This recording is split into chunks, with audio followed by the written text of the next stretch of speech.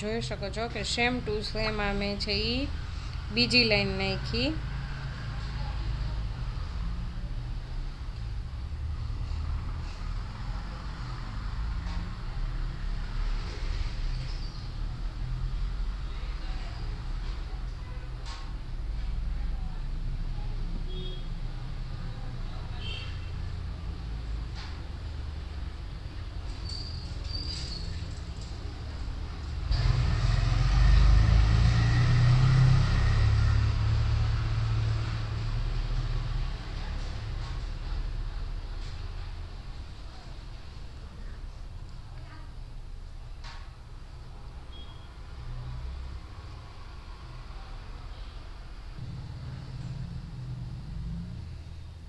આ same to same છે આ ત્રીજી લાઈન એક જ સરખે।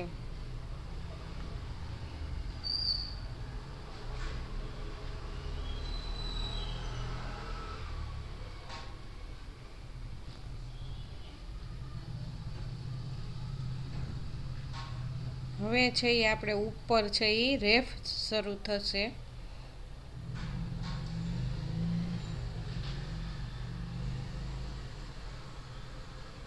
તમને જો કોઈ બીજો દ આવડતો હોય ને તમારે અહીંયા નાખવો હોય તો તમે એ દ પણ છે એનો પણ છે ઉપયોગ કરી શકો, નાખી શકો।